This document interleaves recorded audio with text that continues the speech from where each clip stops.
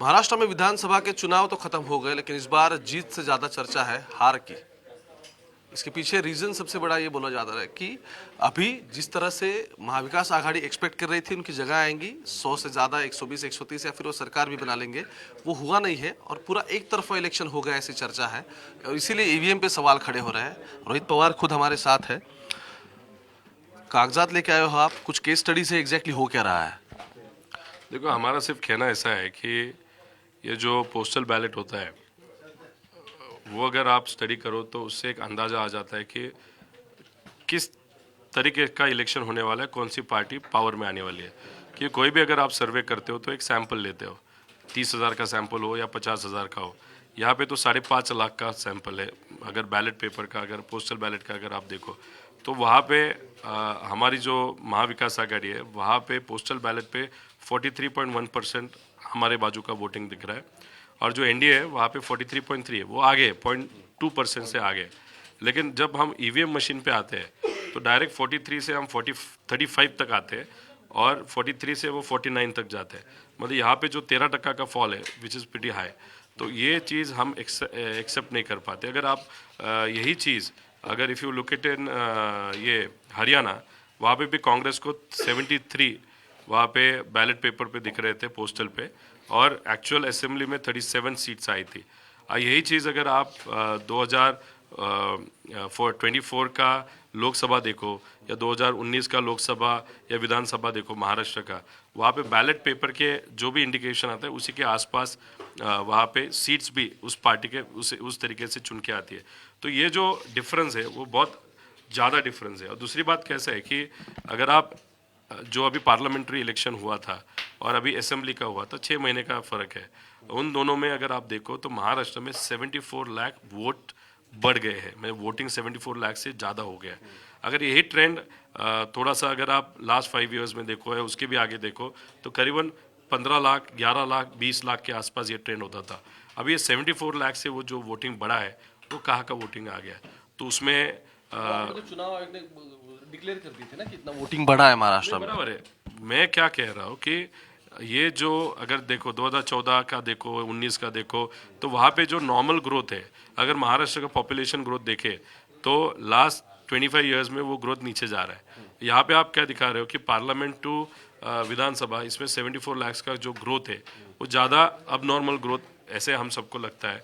और उसमें अगर आप देखो तो वहाँ पे बहुत सारे ऐसे कंप्लेंट्स है कि वहाँ पे जो फॉर्म 17C हो ये मैच नहीं हो रहा, या अगर आप देखो तो वहाँ पे जो मशीन पे आंकड़े दिख रहे, फॉर्म पे आंकड़े दिख रहे, 95 जगह पे या 95 विधानसभा मतदार संघ में वहाँ पे मिसमैच है।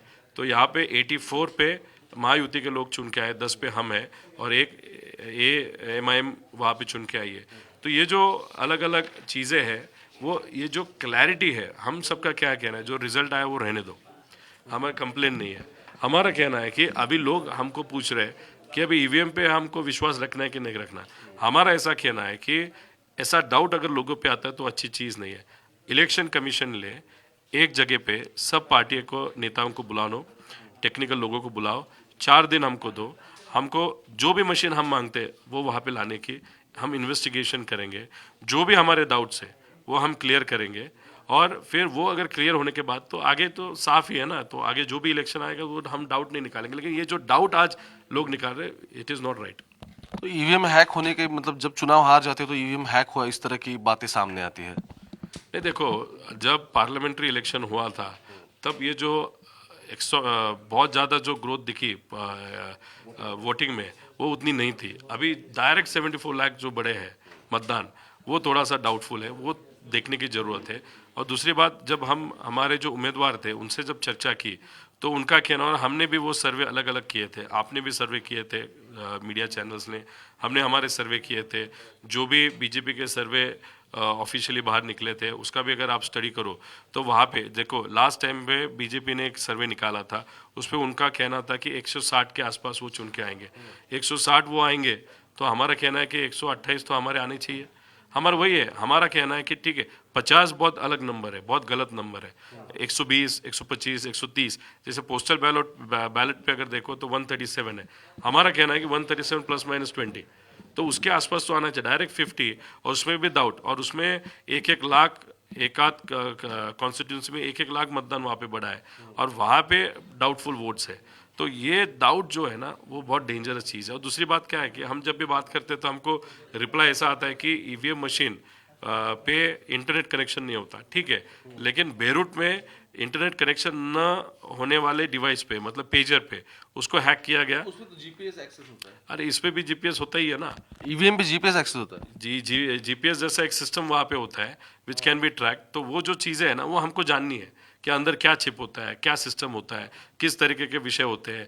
ये जो डाउट्स है वो क्लियर करना है। बस हमारा यही कहना है कि हमारे डाउट्स लोगों के सामने, मीडिया के सामने, जिस तरीके के सुप्रीम कोर्ट ने मीडिया के सामने हमारा मीडिया जो ट्रायल लिया था सुप्रीम कोर्ट ने, उसी की तरह ये हमारा जो ट्रांसपेरेंसी है सिस्टम का या ईवीएम का, वो मीडिया के सामने, लोगों के सामने होने की जरूरत है, with technical expert, that too for 4 days, not for 15-20 minutes. Okay, देखो सुप्रीम कोर्ट ने बीच में मतलब ये लोकसभा चुनाव से पहले मतलब 6-7-8 महीने पहले एक गाइडलाइन जारी की थी चुनाव आयोग के लिए। अब चुनाव आयोग ने जो खुद का एसओपी बनाया इस सब मामले में, वो गाइडलाइन और ये मतलब दोनों कुछ कॉन्ट्रडिक्टरी ऐसे बेसिक अभी दिख रहा है, क्योंकि चुनाव आयोग का कहना है कि हमें जो गाइडलाइन दी गई थी उसे इंटरप्रेट करके हमने ये सब बनाया है। तो आपको क्या ये लूप होल दिख रहा है इस सब पूरे मामले में, और वही कुछ मतलब मसला फंसा हुआ है? नहीं देखो, अभी वो तो स्टडी करने के बाद ही पता चलेगा। अभी सुप्रीम कोर्ट क्या कह रहा है कि कल सुमोटो, मतलब दैट वाज सरप्राइजिंग कि सुमोटो उन्होंने ऐसा निर्णय लिया कि अभी हम इंटरनेट नहीं करेंगे, विच इज़ वेरी सरप्राइजिंग। मतलब हमारा लास्ट होप क्या होता है, सुप्रीम कोर्ट होता है। तो हमको सुप्रीम कोर्ट का कहना है ठीक है, इलेक्शन हो गया ना, खत्म, चलो हम एक्सेप्ट करते हैं। अभी आने वाला जो 5 साल के बाद का पार्लियामेंट्री इलेक्शन है, उसका हमको आज स्क्रूटिनी करनी है, मशीन की स्क्रूटिनी करनी है, लेकिन बेस्ड ऑन विधानसभा का इलेक्शन। जो भी निकाल आता है यहाँ पे उसमें गड़बड़ दिखती है, हम वो चैलेंज नहीं करेंगे। हमारा सिर्फ कहना है कि अभी वोटिंग हुआ है, उस बेसिस पे हमको जो इन्वेस्टिगेशन करना है वो अगले वाले इलेक्शन के लिए करना है। वो तो इलेक्शन कमीशन या जो कोर्ट है वो तो परमिशन दे सकती है। अभी देखना है, अभी करेंगे, देखेंगे हमारे you compiling documents for that. नेता क्या बोलते हैं वो देखेंगे। चलो, कल आपकी मीटिंग हुई थी मुंबई में, उसके बाद एग्जैक्टली अब जो लीगल प्रोसीडिंग्स है वो किस आधार पे होंगी, क्योंकि आपको बेस तो देना पड़ेगा इस सभी के लिए। ये देखो, ये जो अलग अलग उम्मीदवार है उनको जो कोर्ट में जाना है, उनको जो वकील लगेंगे वो वकील पार्टी देगा, ऐसा चर्चा कल हुआ था। उस तरीके का वो काम है। ये जो मैं बोल रहा हूँ ये थोड़ा अलग चीज़ है। इसके लिए सब पार्टी मिलके वहाँ पे, ठीक है, बैलेट वगैरह हम मांग सकते हैं, लेकिन वो मांग ही सकते हैं, वो देंगे नहीं, वो हमको मालूम है, या उसमें तकलीफ देंगे वो भी मालूम है। सिर्फ हम बोल रहे हैं कि इस पर ट्रांसपेरेंसी हमको चाहिए। वो ट्रांसपेरेंसी लाने के लिए, क्लैरिटी लाने के लिए इलेक्शन कमीशन ले हमको वो मशीन देनी चाहिए। इलेक्शन कमीशन के लोग रहने दो, सत्ता वाले लोग रहने दो, हमारे लोग रहने दो, टेक्नीशियंस रहने दो, मीडिया को रहने दो, लेकिन बहुत दिन देने, मतलब 4 दिन तो देने चाहिए। और जो भी हमारे डाउट्स है वो क्लियर होने की ज़रूरत है। चलो, बहुत बहुत शुक्रिया। रोहित पवार थे हमारे साथ। महाराष्ट्र के चुनाव के बाद ये जो हम कह सकते हैं एक तरफ सुनामी आ गई और दूसरी तरफ किस तरह का हवाएं अब चल रही है महाविकास आघाड़ी में, वो कहां तक जाती है देखना अहम पूर्ण रहेगा। कैमरा पर्सन गोपाल हरने के साथ में ओमकार बाबले, आज तक, पुणे।